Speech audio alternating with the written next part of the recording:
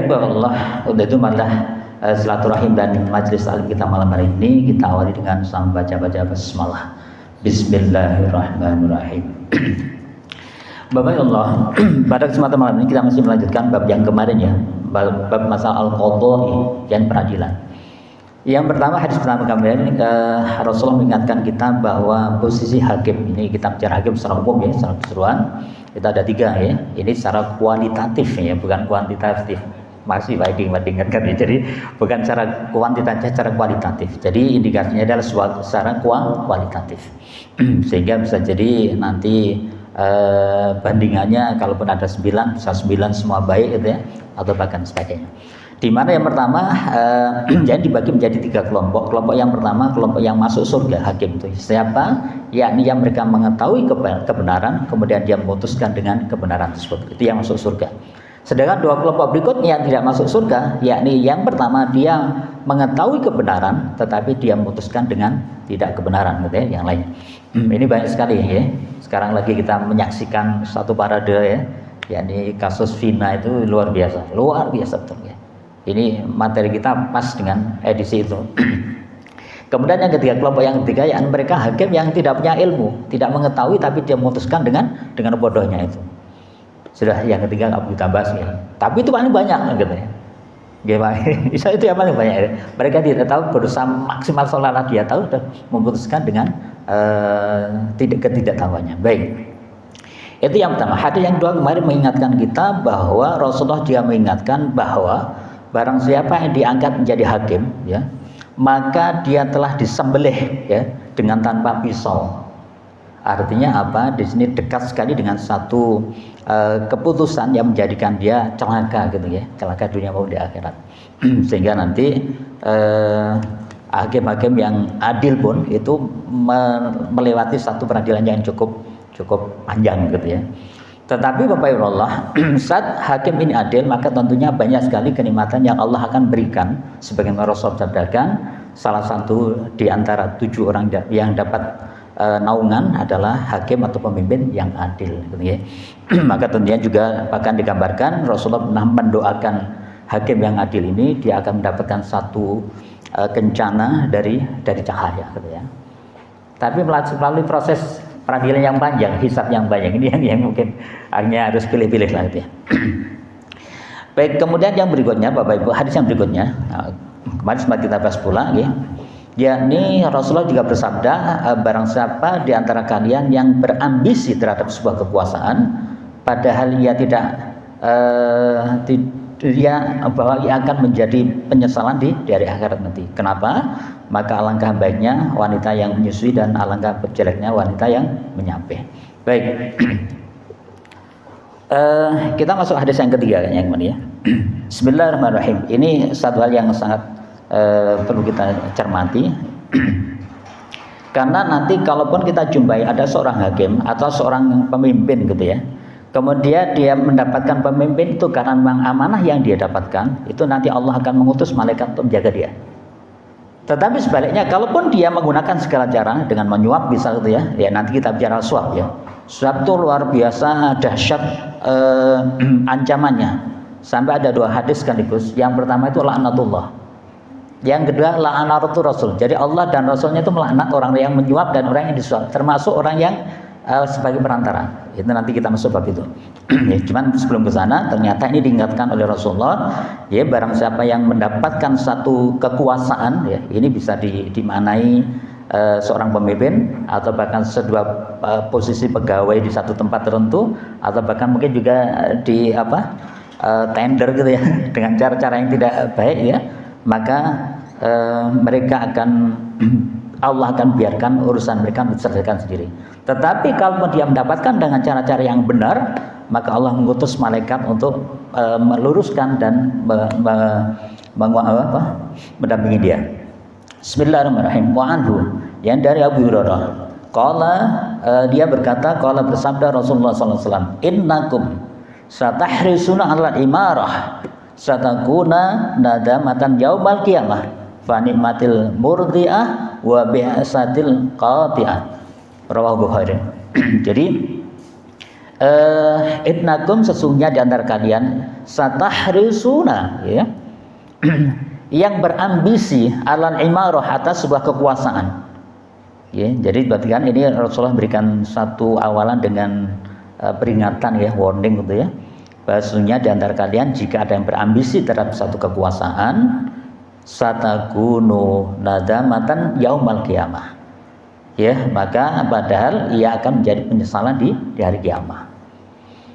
Kemudian di hadis ini dilengkapi, ini melengkapi, ya, fa ni'matil murdiah, maka alangkah baiknya wanita yang menyusui, wa bi'satil qati'ah qatimah, dan alangkah jeleknya wanita yang menyampai. Artinya di sini Bapak Ibu, hadis yang begitu luar biasa itu dilengkapi ada satu hal yang sangat penting yang disederajatkan dengan hal itu, yakni betapa seorang ibu, ya, begitu beliau menyusui putranya yang masih kecil, itu adalah sesuatu yang sangat mulia. Tetapi kalau ibu sampai dia tidak mau menyusui putranya, ya, tidak dengan alasan syar'i, maka ini dikatakan sejelek-jelek wanita katanya. Baik, cuman kita fokus pada kalimat yang pertama tadi, yakni bagaimana manakala ada seorang yang berambisi dalam satu kekuasaan, ya, maka dia mendapatkan satu kecelakaan, ya. Hadis ini menunjukkan anjuran untuk menghindari kekuasaan. Ini disebutkan kayak itu. Di dalam hadis Auf bin Malik pada riwayat At-Tabrani dikatakan kekuasaan itu awalnya celaan. Perhatikan, ya. Jadi kekuasaan itu awalnya adalah celaan, ya. Yang kalau bersani setiap kali jadi bupati, wah wajar macam itu, ya, dicela. Keduanya adalah penyesalan, gitu ya, sebutkan gitu ya. Hadis Auf bin Maliknya. Keduanya adalah penyesalan, ya. Jadi begitu dan jadi, waduh, iya ternyata abot, ya, dan sebagainya. Dan ketiganya adalah kehinaan pada hari kiamat.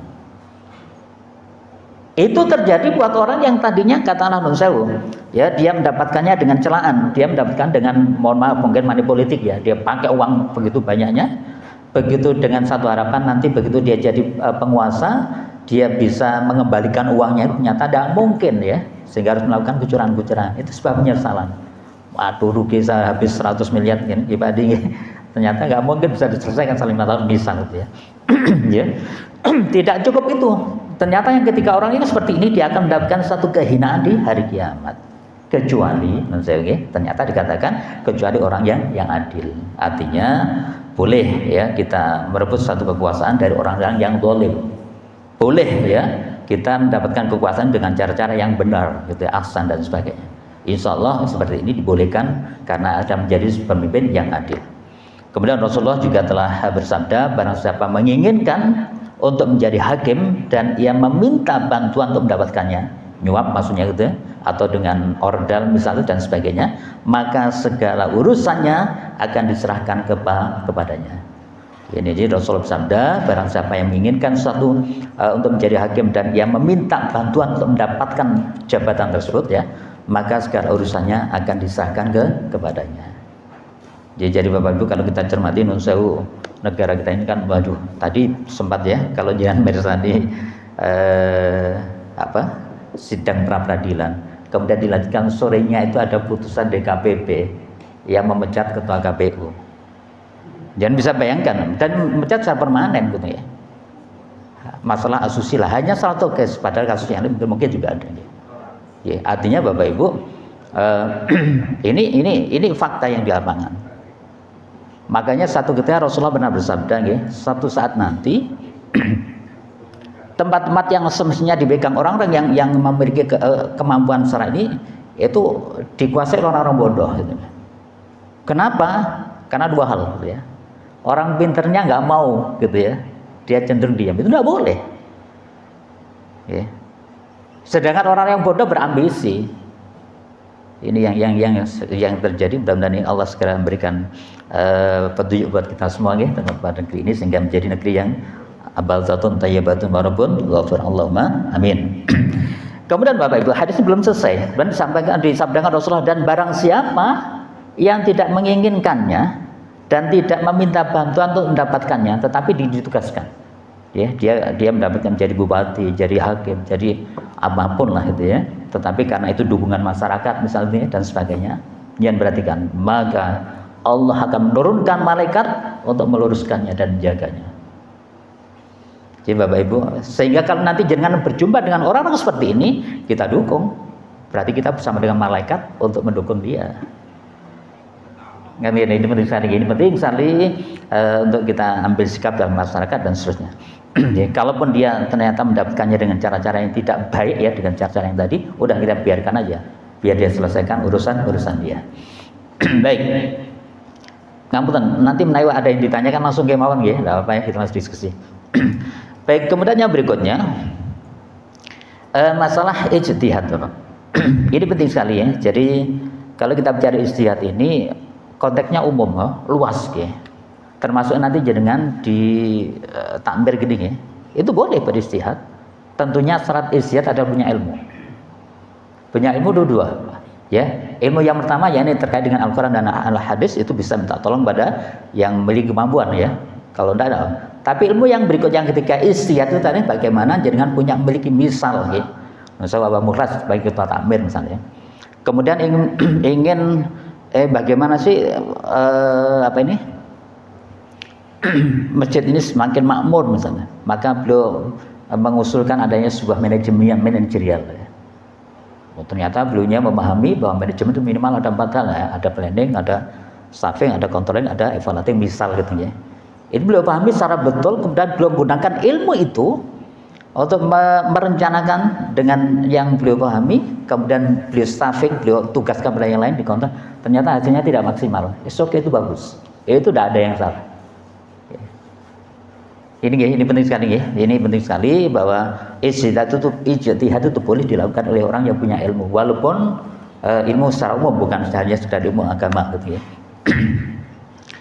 Baik Bapak Ibu, bismillahirrahmanirrahim. Hadis yang terkait dengan tersebut.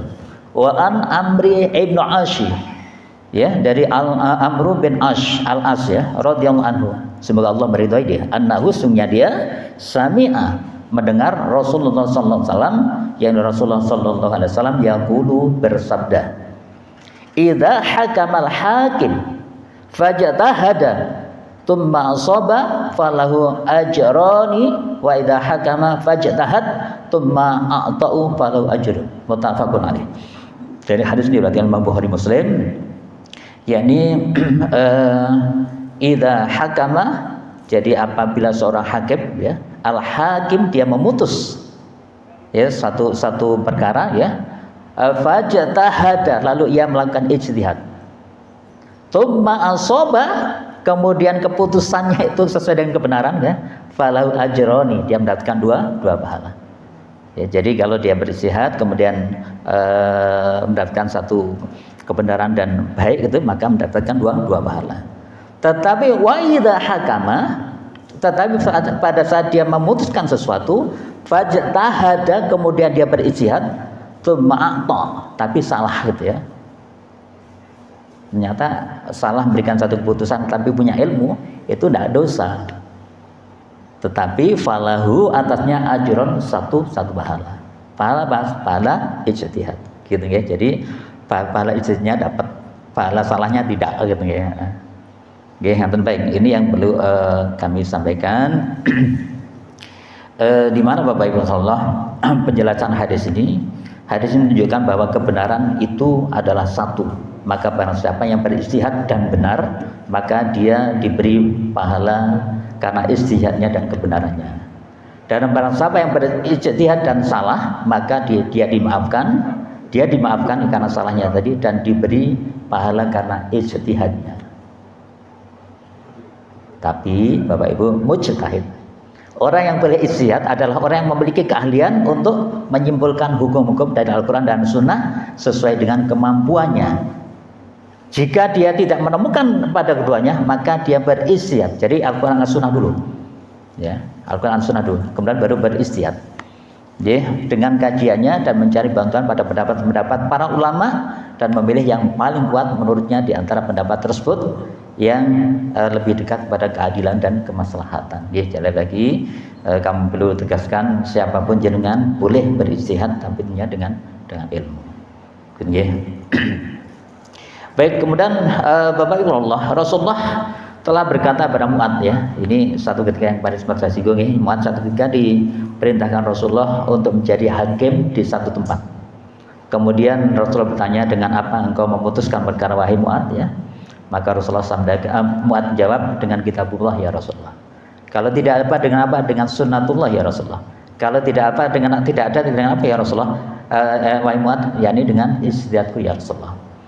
Subhanallah, ya. Begitu Mu'adz menjawab seperti itu, maka Rasulullah bersabda, segala puji bagi Allah. Alhamdulillah, segala puji bagi Allah yang telah memberi taufik kepada utusanku, yakni Mu'adz tadi, terhadap perkara yang diridhai oleh Rasulullah. Jadi subhanallah, Bapak Ibu, lagi-lagi siapapun kita boleh beristihad tentunya dengan ilmu yang kita miliki. Baik Bapak Ibu, sampai sini wonten yang perlu didiskusikan? Cukup nggih? Baik, karena berikutnya kita akan bicara bahwa untuk memutus sesuatu itu tidak boleh satu pihak, harus dua pihak. Dua-duanya harus didudukkan.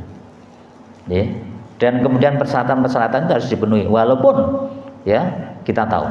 Tetapi lagi-lagi nanti putusan hakim pun itu tidak bisa mengambil hak orang yang semestinya dia miliki. Ini yang perlu kita catat ya. Baik, bismillahirrahmanirrahim. Wa an Abi Bakrah, dari Abi Bakrah radhiyallahu anhu, radhiyallahu semoga Allah meridai beliaunya. Qala, ia berkata, sami itu aku dengar Rasulullah SAW, dari Rasulullah SAW yang dulu beliau bersabda, la yahkumu ahadun baina isnani wa huwa ghadban. Muttafaqun alaih. Hadis riwayat Imam Bukhari dan Imam Muslim. Jadi Rasul bersabda, janganlah seseorang memutus perkara di antara dua orang dalam keadaan sangat marah. Itu pertama. Oke, jadi kalaupun nun sewu, kalau kemarin kita sempat jumpai kasus Vina ini, dulu yang putus adalah ayahnya sendiri, itu pasti dalam kondisi marah. Itu tidak boleh. Ya, monggo, ini nggak perlu kita teruskan, bisa jelas. Monggo itu dicermati. Yang jelas, subhanallah, Rasulullah sudah mengingatkan kita bahwa seorang hakim itu, apapun kita, termasuk saat kita menjadi orang tua, ya, sebagai seorang ayah misalnya, ya, seorang ayah kemudian melihat satu kesalahan pada istrinya atau suami istri, atau pada anaknya atau saudaranya, kemudian dalam posisi marah, tidak boleh memutuskan. Artinya kalau udah bahasanya itu adalah larangan, maka putusannya adalah salah atau haram, gitu ya. Harus direndamkan dulu lah, gitu ya, dan sebagainya. Tetapi hati-hati dengan perkara khusus ya. Ya, ini apa itu masalah talak, gitu ya. Karena talak itu walaupun sudah marah, gurau, tetap jatuh. Karena itu penting sekali, gitu ya. Baik, itu yang pertama. Kemudian yang kedua, harus didudukkan ya. Wa an Ali, dari Ali radhiyallahu anhu, qala, beliau berkata, qala, bersabda Rasulullah sallallahu alaihi wasallam, idza taqadha ilaika rajulani fala taqadi lil awwal hatta tasma'a kalamul akhar fa sawfa tadri kaifa taqadi. Qala Ali, fama ziltu qadiyan ba'da. Bapak Ibu, ini Rasulullah bersabda yang diriwayatkan oleh Imam Ali atau Ali bin Abi Thalib, yakni idza taghdha, ketika datang pada kalian orang yang meminta satu keputusan ilaika kepada kamu, rajulani, dua orang laki-laki, fala taqdilil awal, maka janganlah kamu memberikan keputusan hanya dari satu orang saja, hatta tasma'u kalamal akhar, sampai kalian mendapatkan penjelasan dari orang yang kedua, gitu ya. Fasaufa tadri kaifa taqdi, ya, kemudian baru kalian putuskan tersebut ya. Jadi apabila ada dua orang meminta keputusan hukum kepadamu, maka janganlah engkau memutuskan untuk orang yang pertama sebelum engkau mendengar keterangan orang yang kedua, agar engkau mengetahui bagaimana harus memutuskan hukum tersebut. Jadi kemudian qala Ali berkata, fama ziltu qadiyan ba'da, setelah itu aku tetap menjadi hakim, gitu ya. Bapak Allah, kemudian ditegaskan dalam sebuah hadis yang lain yang diriwayatkan oleh Imam Hakim dan Ibnu Abbas, ya, terkait dengan yakni perintah Rasulullah untuk mendudukkan dua orang sampai sama-sama menyampaikan dan kemudian sampai baru diputuskan ya. Jadi tidak boleh cuma satu melaporkan dan seterusnya. Bahkan nanti Bapak Ibu kita akan jumpai ya, Imam Ali ini nanti ketika ini persaksian, dia menjumpai baju besinya. Saya kira kita semua sering dengarnya, menjumpai saat baju besinya itu ada di bawah orang Yahudi, dibawa oleh orang Yahudi. Kemudian disampaikan bahwa itu bajuku yang tadi jatuh dari ontaku. Maka Yahudi, enggak, ini bajuku, buktinya di tanganku katanya. Ini pentingnya. Coba cermatinya. Jadi Ali melihat bahwa itu yakin bahwa itu bajunya karena jatuh dari unta beliau. Tetapi orang Yahudi ini mengatakan, enggak, ini bajuku karena ada di tanganku. Tidak ada solusi. Dan orang Yahudi ini akhirnya minta pada Ali. Ali saat itu menjadi Amirul Mukminin, jadi khalifah ya. Jadi beliau sampaikan, si Yahudi bilang, wahai Ali, dia nggak mengambil waktu. Wahai Ali, kalau gitu tolong hadapkan aku pada hakim Muslim Yahudi. Oke, baik gitu ya. Kemudian si Ali meminta kepada salah satu hakim Muslim zaman itu, dikatakan, wahai Amirul Mukminin, ada apa engkau datang sini? Ini saya melaporkan terkait dengan baju besiku. Yang ini jelas-jelas baju besiku dan jatuh dari untaku, tetapi diakui sama si Yahudi. Kemudian si hakim ini tahu, biasa dipakai sama Sayyidina Ali kan. Oh, iya betul, ini baju besimu gitu ya. Jadi hakim mengatakan terus bahwa betul itu baju besimu. Artinya semua saksi-saksi itu mengatakan seperti itu. Tetapi si Yahudi bilang, oh tidak bisa. Ini baju besi ini di tanganku. Sekarang kalau memang benar itu ada baju besimu, mana buktinya? Bahwa itu jatuh dari unta, kemudian itu punyamu. Maka si hakim ini minta untuk mendatangkan dua saksi. Ya, jadi sehingga Sayyidina Ali mendatangkan dua orang saksi dan salah satunya adalah putra beliau, Hasan bin Ali. Dan Bapak Ibu Allah, hakim Muslim tadi itu langsung menolaknya. Wahai Ali, wahai Amirul Mukminin, oke, yang sahabat ini oke, kita terima kesaksiannya. Tetapi ini putramu Hasan bin Ali tidak bisa menjadi saksi karena ada hubungan darah dengan kamu. Jangan perhatikan. Ali sudah mengingatkan, ya. Ali sudah mengingatkan, celaka engkau wahai hakim gitu ya. Karena Umar bin Khattab itu menyampaikan bahwasanya Rasulullah bersabda bahwa Hasan dan Husain itu akan menjadi pemimpin pemuda di surga. Sehingga betapa engkau menolak kesaksian pemuda ya, pemimpin pemuda di surga. Tetapi disampaikan sama hakim tersebut, wahai Ali, ketahuilah saksi tidak boleh dari keluargamu. Maka disampaikan kepada Yahudi tadi, oke, baik, ini baju besi menjadi milikmu gitu ya. Hikmahnya apa Bapak Ibu? Orang Yahudi ini akhirnya tahu betul selama ini kalau dia cuma mendengar, tapi dia bisa menyaksikan dan merasakan betapa adilnya Islam, betapa adilnya kehakiman peradilan dalam Islam. Maka Yahudi itu langsung masuk Islam. Masuk Islam, kemudian dia kembalikan, wahai Amirul Mukminin, tadi yang manggil Ali, berikutnya manggil, wahai Amirul Mukminin, saya tahu ini adalah baju besimu, tetapi Islam begitu adilnya sehingga saya orang biasa itu bisa mengalahkan engkau seorang khalifah atau presiden. Aku kembalikan. Bayangkan ya, Yahudi udah tahu gitu. Tetapi apa yang terjadi? Dan dia masuk Islam gitu ya. Apa yang terjadi? Kemudian Sayyidina Ali menghadiahkan baju besinya itu plus uang 900 dinar ya, kurang lebih berapa miliar lah gitu ya. Itu dihadiahkan pada si Yahudi, dan Yahudi itu hanya syahid di satu peperangan. Subhanallah ya. Ini satu hal yang perlu kita cermati Bapak Ibu. Saat keadilan kita tegakkan, maka pasti ada kebaikan berikutnya, dan kebaikannya luar biasa. Betapa seorang Yahudi itu bisa berakhir dengan mati syahid gitu ya.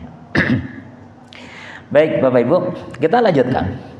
Ya, ini hadis berikutnya, hadis yang ke 1434 ya. Ini diriwayatkan oleh salah satu istri Rasulullah ya. Lagi-lagi saya kalau membaca Ummu Salamah ya, si Rasulullah ini, jadi banyak kisah-kisah yang saya baca gitu ya. Ya, mungkin saya sering sampaikan di sini betapa inilah contoh Rasulullah akhirnya memberikan pelajaran pada kita. Kalau kita ingin menjadikan keluarga kita keluarga yang sakinah, mawaddah warahmah, itu berikan kesan terindah. Dan contohnya adalah Ummu Salamah dan Abu Salamah gitu ya. Saya nggak apa ulang dikit ya. Jadi betapa saat itu si Ummu Salamah ini begitu melihat kebaikan suaminya ya, itu sampai bersumpah, demi Allah saya bersumpah gitu ya, kalau sampai Allah nanti memanggil kamu, membuat kamu meninggal lebih dulu karena syahid dan sebagainya gitu, maka saya tidak akan menikah. Kenapa? Karena melihat kebaikan-kebaikan yang ada di dalam diri Abu Salamah. Katanya. Apa jawab suaminya? Wahai istriku, jika engkau cinta padaku, tarik sumpahmu. Karena Rasulullah Allah melarang hal itu. Ya, perhatikan ya. Dan begitu betul takdirnya, beliau ini suaminya meninggal, kemudian jangan bayangkan dilamar oleh Umar, ditolak gitu ya. Umar kok tidak lebih baik dari suamiku. Dilamar Abu Bakar juga jawabnya sama. Abu Bakar kau tidak lebih baik daripada suamiku. Jangan bayangkan ya. Ini berarti si Abu Salamah bisa memberikan kesan yang terindah pada suaminya, pada istrinya. Ya, makanya saat kita bicara kunci keluarga sakinah wadah rahmah itu kan salah satunya adalah itu ya. Terakhir yang melamar adalah Rasulullah ya. Maka nggak mungkin beliau berani ngomong gitu. Rasulullah kau tidak. Akhirnya Rasul sebenarnya dia memberikan alasan. Wahai Ummu Salamah gitu ya, wahai Rasulullah, saya ini anakku banyak gitu ya, kecil-kecil sehingga nanti akan merepotkan. Apa jawab Rasulullah? Ini perintah Allah, selesai gitu. Dan Ummu Salamah inilah yang akhirnya membuat Sayyidah Aisyah cemburu gitu ya. Karena Ummu Salamah itu mirip dengan Sayyidah Khadijah. Jadi dia entrepreneur sekaligus orangnya lembut. Dan dari Ummu Salamah inilah yang akhirnya lahir ulama di zaman tabi'in, yakni sinten? Ada yang bilang? Ya udah lupa ya. Jadi Ummu Salamah ini begitu Rasulullah sudah wafat ya, beliau itu punya ada seorang wanita yang beliaunya ini ngungsi ke Madinah, kemudian ngengger atau jadi pembantunya Ummu Salamah. Ya. Kemudian saat si ibunya ini menyelesaikan pekerjaan rumah ya, mungkin nyapu, masak dan sebagainya, ini si putranya ini diasuh oleh Ummu Salamah. Dan yang belum menjadi ulama besar di era tabi'in, artinya menjadi generasi yang menjadi rujukan para sahabat atau para tabi'in di era itu. Jadi baik. Sinten ada ingat? Ya udah, nanti kalau ingat disampaikan ya. Baik, saya sampaikan ya, kita lanjutkan baca hadis yang ke-1434. Bismillahirrahmanirrahim. Wa an Ummu Salamah. Dari Ummu Salamah radhiyallahu anha. Semoga Allah meridai beliaunya ya. Jadi radhiyallahu anha dia qalat, dia berkata, qala bersabda Rasulullah sallallahu alaihi wasallam. Jadi beliau meriwayatkan bahwa Rasulullah bersabda, innakum tahtasimuna ilayya wa la'alla ba'dakum ayyakunu alhana bihujjatin min ba'din fa aqdiyahu ala nahwin mimma asma minhu faman qata'tu lahu min haqqi wahi syai'un fa innama aqta' lahu qit'an minan nar, muttafaqun alaih. Jadi Allah ini dikisahkan jika ada dua orang ya, dua orang konflik, dan sebenarnya orang ini anggap aja dua saudara lah ya, dua saudara yang lagi konflik. Saudaranya tahu, cuman yang satu kaya, yang satu miskin misalnya. Yang kaya tahu bahwasanya harta ini haknya si miskin, entah karena waris, entah karena hibah dan sebagainya. Ini saya sempat menemukan teman yang seperti itu bapak. Ya. Sudah kita ingatkan, sudah saya suruh ke rumah, coba saya ingatkan, udah itu nanti menjadikan antum berat dalam hidup ini karena melawan orang tua, walaupun mungkin tapi tidak adil gimana dulu ini ya, antum diskon dan sebagainya gitu ya. Sehingga akhirnya yang si kaya ini dia karena punya duit, dia mampu meng-hire atau membayar pengacara yang top lah gitu ya, sehingga dia bisa membuat sebuah narasi sedemikian rupa sehingga hakim memutuskan untuk memenangkan yang banyak duit tadi, padahal jelas itu hanya yang si miskin. Ini ternyata Rasulullah bersabda yang diberikan oleh Ummu Salamah ini itu seperti halnya orang ini mengambil api neraka. Ya tadi bapak enggak tadi.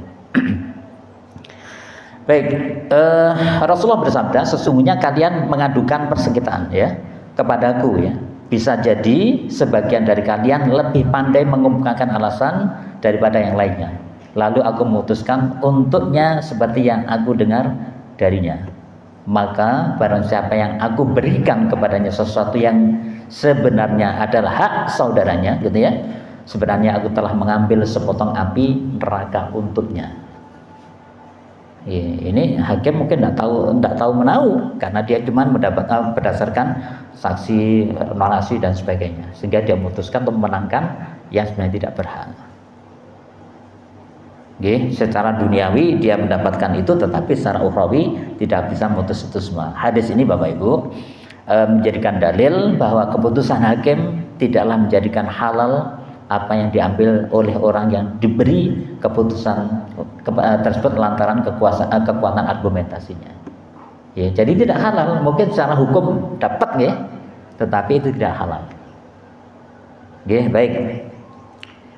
Sehingga itu sebagaimana Allah SWT firmankan dalam surat Al-Baqarah, "A'udzubillahi minasyaitonirrajim, wa la ta'kulu amwalakum bainakum bil batil wa tudlu biha ilal hukami litakulu fariqam minal amwalin nas bil itsmi wa antum ta'lamun."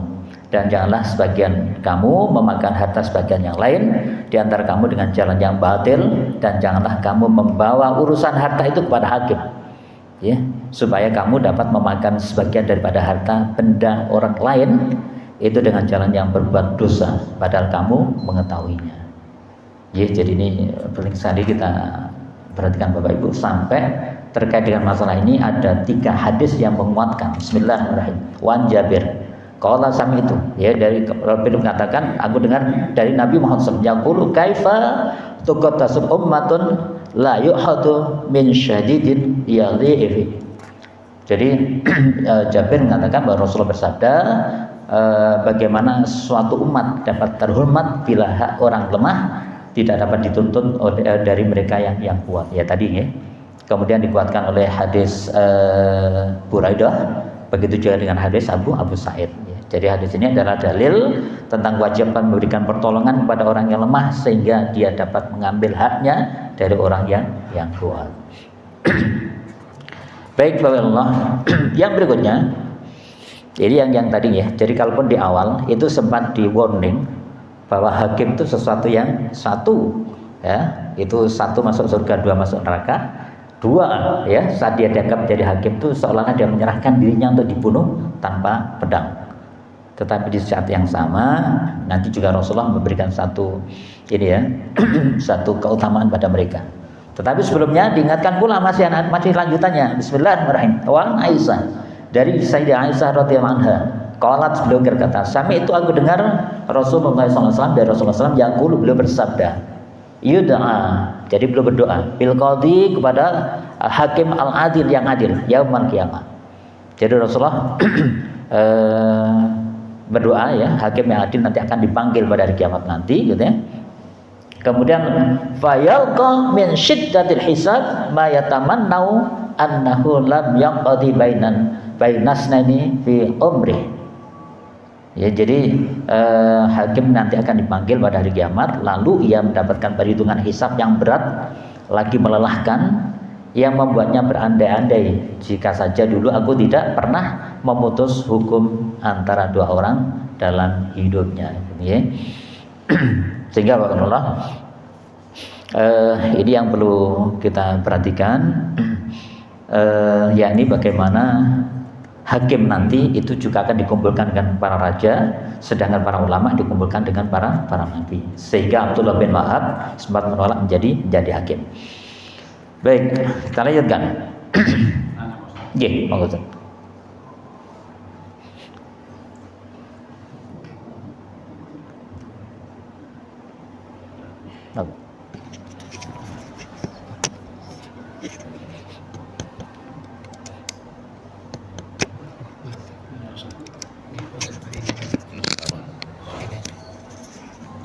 Assalamualaikum warahmatullahi wabarakatuh. Waalaikumsalam warahmatullahi wabarakatuh. Mau nanya Pak Ustadz, tadi sempat diterangkan masalah suap. Terus terang saya sampai sekarang masih bingung itu boleh apa tidak. Tentang orang ingin masuk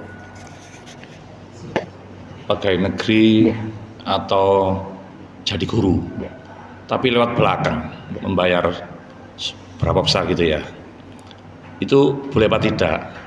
Terus misalnya kalau tidak boleh, apa gaji yang diterima itu haram? Soalnya ada ustadz besar mengatakan haram Pak selama masuknya seperti itu. Makasih Pak. Waalaikumsalam. Jadi Bapak Ibu, saya sering Bapak kasus ngeten ya. Mungkin saya pernah singgung ya. Jadi ini Indonesia gitu ya. Ini Indonesia yang tetap negeri ini kita cintai ya. Tapi faktanya ada beberapa oknum yang membuat kita tidak pasti dalam menjalani satu kehidupan, entah itu masa depan kita atau masa depan sebuah lembaga ya. Karena saya ngalamin diri misalnya. Saya juga sempat membantu beberapa teman dari beberapa daerah ya, itu yang seperti itu ya. Ada sebuah kampus yang udah 5 tahun berdiri, udah masifnya harusnya lulus tapi izin tidak keluar. Datanglah ke rumah dari Papua kok. Datang ke rumah, saya malaman kaget orang Papua nih, incet kayak. Akhirnya yang bisa kita lakukan ya ini bagaimana itu kita selesaikan, kemudian pakai ordal Bapak ya. Mohon maaf, artinya saat itu yang saya gunakan ordal karena kebetulan saya kenal dengan orang kelembagaan yang beliau tapi orang ITS ya. Tolong dibantu. Selesai Bapak. 5 tahun itu bisa selesai dalam 2 bulan. Gitu ya. Contoh. Dan banyaklah. Saya yakin kita semua mengalami hal itu. Termasuk sekolah kami di Surabaya ada SMA IT Al-Usfah ya. 1, 2 tahun ketiga tahun ketiga itu tiba-tiba muncul sebuah aturan bahwa sekolah ini nggak bisa dapat izin tapi syaratnya harus 0 siswa, artinya 2 tahun harus dimutasi. Jangan bayangkan SMA gitu. Saya ada di situ, anak saya ada di situ gitu. Sehingga padahal yang saya tahu karena saya termasuk insan kamil nih, yang kami tahu bahwasanya syarat untuk mendirikan sebuah sekolah itu ada peminat. Lah ini sudah ada 2 tahun peminat malah yang muncul aturan seperti itu. Ya sudah, alhamdulillah hanya 2 kelas ini kita pindah ke Darul Ulum Jombang karena kebetulan saya ada di yayasan sana gitu ya. Pindah ke sana. Tapi begitu berikutnya saya sampaikan pada teman-teman di sekolah itu, tolong ini segera diurus. Karena bisa jadi kalau nggak sudah kita penuhi, nggak segera diselesaikan, akan berubah aturannya. Kenapa? Karena ini Indonesia saya kira. Sehingga betul, begitu saya dasusnya lah gitu ya. Ini contoh ya. Ini contoh betapa ini yang kami lakukan juga sekarang gitu ya. Ada sebuah persiapan sudah kita penuhi, ada jangan tolong Pak dicermati aja, nanti kita kabari dan sebagainya. Hal seperti itu. Baik, kembali kepada yang tadi Bapak, leres ya. Jadi langsung saya bacakan hadisnya gimana ya. Jadi itu masuk pada hadis yang ke 1441 ya. Oke, nanti kita akan bismillahirrahmanirrahim. Wan Abi Hurairah, dari Abi Hurairah radhiyallahu anhu. Qala ia berkata, laknat beri laknatnya siapa? Rasulullah sallallahu alaihi wasallam. Berarti Rasulullah sallallahu alaihi wasallam. Kepada siapa? Ar-Rashi, orang yang menyuap, wal murtashi, dan orang yang disuap, fi hukmi, di dalam hukum. Dan saya ini hadisnya dalam konteks adalah hukum ya. Kemudian ternyata di hadis yang lain itu ya, Sahih Abu Daud itu menggunakan kalimat yang lebih menakutkan, bukan menggunakan la'ana Rasulullah, bukan laknat Rasulullah, tapi laknatullah, laknat Allah ya. Lebih mengerikan lagi ya. Kepada siapa? Kepada ar-rashi wal murtashi. Ya, kesimpulannya apa Bapak? Ya sebaiknya kita hindari ya, karena itu adalah Allah dan Rasulullah. Kalau itu sampai terjadi, kemudian masuk pada pintu belakang ya, kemudian itu bisa masuk ya, maka gimana dengan hukum ininya hukum gajinya ya? Maka otomatis kalau kita dapatkan dengan cara tidak halal juga dapatkan tidak halal. Tapi ini perlu kajian panjang Bapak ya. Kenapa perlu kajian panjang? Ya, Gus Bahak pernah menyampaikan dalam sebuah kajian beliaunya ya, ini logika, artinya bahasa beliau itu ini omongan orang elek lah nih. Tadi beliau tidak menggunakan hujah tetapi menggunakan logika ya. Di antaranya yang beliau sampaikan bahwa misal sebuah kekuasaan ini diambil yang paling ekstrim, bupati lah misalnya. Bupati ini ada 2 orang calon, Bupati Sidoarjo misalnya. Yang satu ini kita tahu kebaikan dia, tetapi dia minim secara keuangan. Sedangkan yang satunya ini udah kita tahu betapa dia punya masa yang banyak, tapi tidak baik gitu dan sebagainya gitu ya.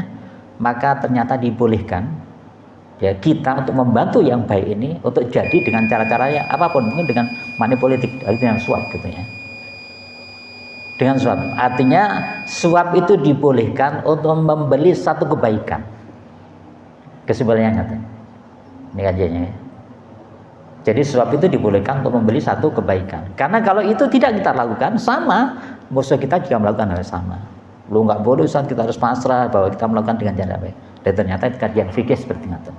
Lah kalaupun terkait dengan masalah PNS tadi ya, kalaupun ya itu nanti bisa menggeser atau menggantikan atau mendolimi yang lain, itu ini bicara umum ya, itu baru dikatakan suap yang tidak dibolehkan.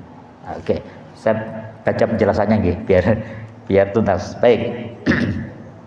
Jadi disebutkan di sini bahwa Rasulullah bersabda, Abu Hurairah ini Rasulullah melaknat penyuap dan penerima suap dalam masalah hukum. Ini berarti kan jelas nggih. Kemudian dikuatkan oleh hadis walau syahidun, kemudian hadis dikuatkan dari Abdullah bin Amr, Abdullah bin Arba An-Nasai. Jadi 4 perawi hadis pun menguatkan hadis tersebut. Kemudian penjelasannya Bapak Ibu. Ini kita tuntaskan ya. Penjelasannya yakni pertama ar-rashi, orang yang menyuap adalah orang yang memberikan sesuatu kepada orang menolongnya atas kebatilan. Saya ulang lagi, jadi biar jelas menyuap itu seperti apa yang tidak boleh. Ar-rashi itu adalah orang yang memberikan sesuatu kepada orang yang menolongnya atas kebatilan. Moga nanti kita cermati ya, itu pegawai negeri kebatilan atau tidak gitu ya. Kemudian yang kedua, al-murtashi, orang yang menyuap. Penerima suap maksudnya adalah orang yang mengambilnya ya, mengambilnya karena kebatilan tadi. Sehingga Imam Ahmad menambahkan ar-rashi itu adalah perantaranya, yaitu orang yang menghubungkan antara keduanya. Itu juga termasuk bagian itu. Hadis ini adalah dalil tentang keharaman suap satu. Ini adalah ijma bahwa suap itu ditujukan kepada hakim, pegawai atau yang lainnya. Oke, bukan hanya hakim ya. Sehingga Allah berfirman di dalam sebuah surat Al-Maidah, "A'udzubillahi minasyaitonir rajim, sama'una lil kadhibi akaluna lis-suhti."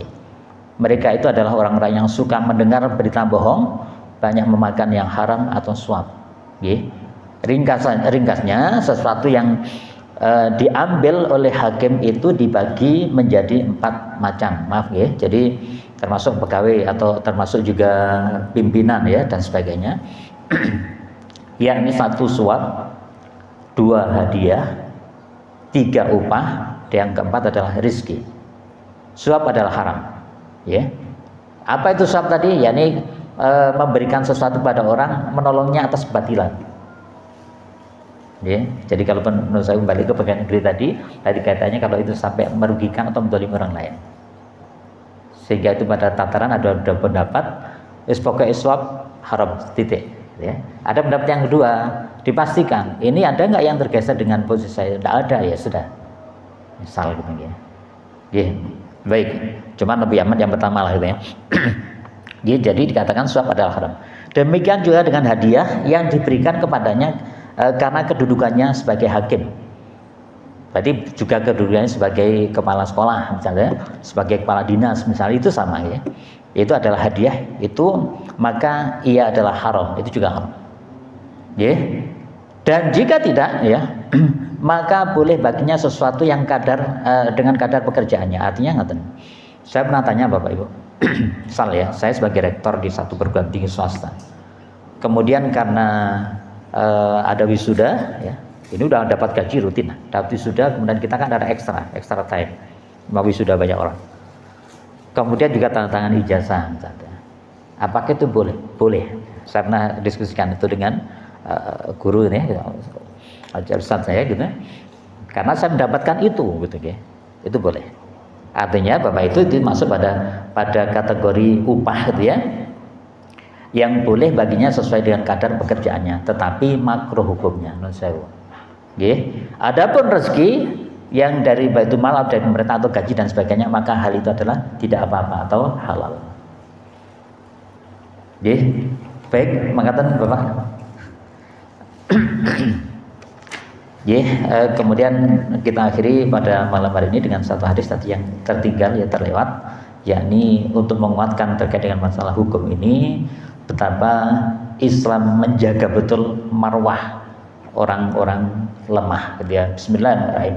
Wan Abi Maryam Al-Azdi, dari Abu Maryam Al-Azdi radhiyallahu anhu, ani Nabi sallallahu alaihi wasallam, dari Nabi Muhammad sallallahu alaihi wasallam, annahu, sesungguhnya beliau qala bersabda, man wallahu wa man wallahu syai'an min amril muslimin. Ya, jadi barang siapa diberi kekuasaan oleh Allah untuk menangani urusan kaum muslimin, fahtajaba an hajatim wa fakirim, kemudian dia menutup diri ya dari kebutuhan mereka dan kaum fakir di antara mereka, maaf gitu ya. Jangan perhatikan apa yang terjadi ya. Ihtajaballahu dunal hajatihi ya. Maka Allah juga tidak akan memperhatikan kebutuhan mereka. Ya, jadi ini penting sekali Bapak Ibu. Ternyata hakim itu malah harusnya cenderung pada orang yang lemah dan orang-orang fakir. Kalaupun dia berpihak pada orang yang kuat dan orang kaya, maka dia Allah akan melupakan dia. Sebagaimana yang kita pahami di dalam surat Al-Hasr ya, di akhir itu. Bagaimana manakala kita melupakan Allah, Allah akan melupakan kita. Nauzubillah min dzalik. Semoga Allah berikan kekuatan kita sehingga kita bisa tetap istiqomah untuk majelis ilmu kita ini dan mengamalkan apa yang disampaikan Rasulullah SAW. Allahumma amin. A'udzubillahi minasyaitonir rajim. Bismillahirrahmanirrahim. Allahumma shalli ala sayyidina Muhammad wa sayyidina Muhammad. Alhamdulillahirabbil alamin. Allahumma ighfir lil muslimina was muslimat wal mu'minina wal mu'minat al-ahya'i minhum wal amwat innaka sami'un qaribun mujibud da'wat ya qadiyal hajat. Allahumma ighfir lana dhunubana wa liwalidina warhamhum kama rabbayana shighar. Allahumma rabbana hab lana min azwajina wa dhurriyyatina qurrata a'yun waj'alna lil muttaqina imama. Allahumma arinal haqqo haqqan warzuqna ittiba'ah wa arinal batila batilan warzuqna ijtinabah. Allahumma inna na'udzubika min ilmin la yanfa wa qalbin la yahsha wa amalin la yurfa wa du'ain la yusma. Rabbana atina fid dunya hasanah wa fil akhirati hasanah wa qina adzabannar wa adkhilna jannata ma'al abrar ya aziz ya ghafar ya rabbal alamin. Subhana rabbika rabbil izzati amma yasifun wa salamun alal mursalin walhamdulillahi rabbil alamin. Saya mohon maaf, ihdinas siratal